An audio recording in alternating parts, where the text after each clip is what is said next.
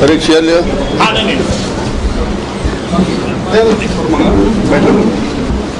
बिलासपुर में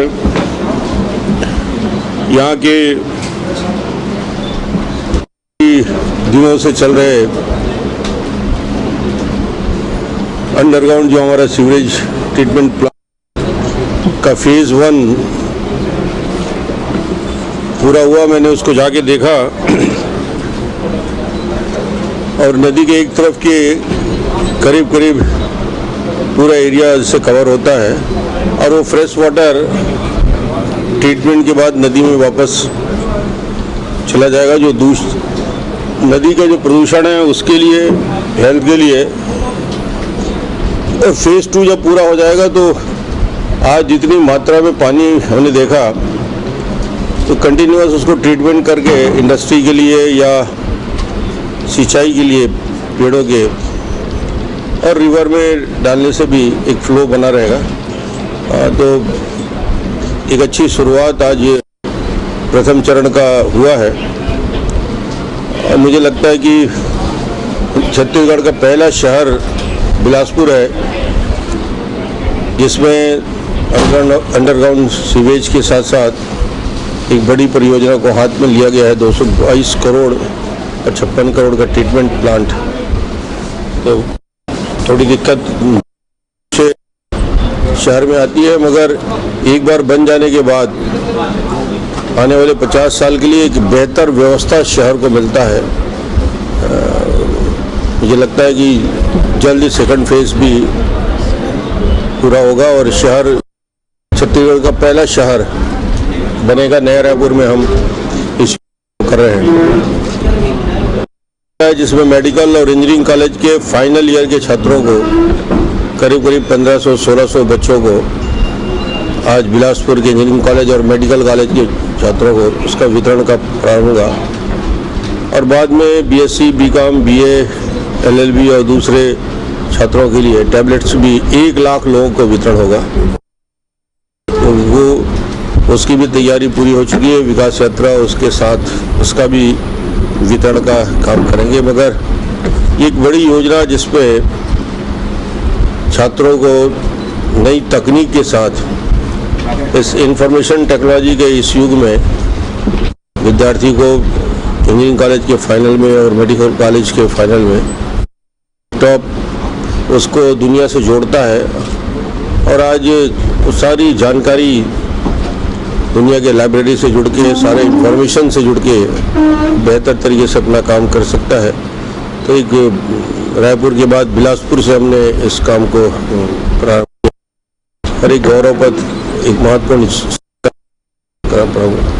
विकास में जो पूरा प्रदेश में 2 बड़ी योजनाओं को अभी हम 16 तारीख के कलेक्टर कॉन्फ्रेंस करने वाले हैं। उसमें 2 बड़ी योजनाओं को स्टेट की जनता के सामने समयबद्ध क्रियान्वयन का उस पर टारगेट दिया है। 32 लाख जो हमारे राशन के कार्ड की हितग्राही है अंत्योदय, उसकी संख्या बढ़ के 32 लाख से 42 लाख, करीब करीब 10 लाख की संख्या में वृद्धि हो रही है और 10 अप्रैल से 30 अप्रैल तक पूरे छत्तीसगढ़ के गांव-गांव में जो बचे हुए लोग हैं उनके आवेदन, उसकी स्क्रूटनी और उसका फाइनल निराकरण और 1 मई से 30 मई तक उसका वितरण का काम।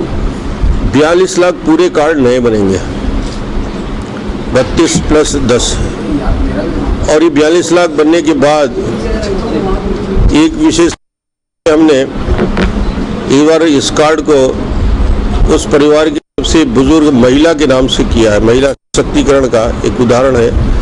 ये कार्ड अब उनके नाम से होगा, जो परिवर्तन होगा उसमें हम कर लेंगे 42 लाख और 56 लाख जो परिवार है उनको 30,000 का मुख्यमंत्री स्वास्थ्य सुरक्षा स्मार्ट कार्ड का वितरण आने 4 महीने में हम इसको करने जा रहे हैं।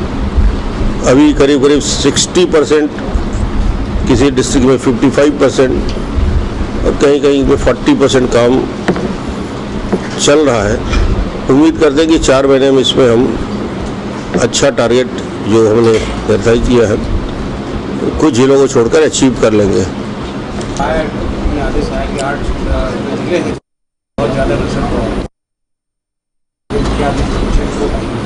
आठ जिले उनके टारगेट के अनुसार 8 जिले जो नक्सल प्रभावित है उसके लिए विशेष कार्य योजना केंद्र सरकार ने लक्ष्य किया है। मुझे लगता है कि अभी भी LWE में IAP और योजना के तहत विकास काम हम कर रहे हैं। उनके इंटीग्रेटेड डेवलपमेंट के लिए एक बड़ी योजना वहाँ के इंफ्रास्ट्रक्चर, सड़क, पुलिया, स्कूल के लिए अतिरिक्त राशि का प्रावधान करने का विषय है। हमने काफ़ी प्रोजेक्ट बना के दिया है और उम्मीद करते हैं कि फेज़ 1 में उसमें कुछ।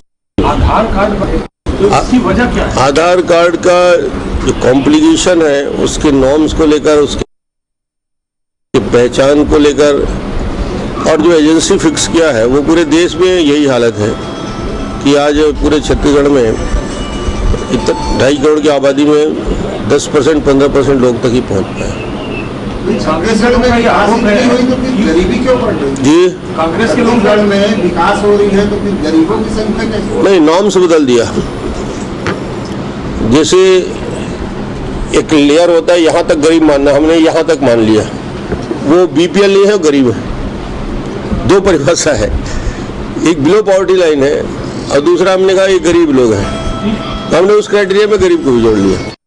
इसके लोगों का आरोप है कि ये आधार कार्ड इसलिए बनने नहीं दिया जा रहा है क्योंकि गैस सब्सिडी उसके जरिए उनको प्राप्त होने की पात्रता हो जाएगी। नहीं, आपने पहले ही चिट्ठी लिख दी है प्रधानमंत्री।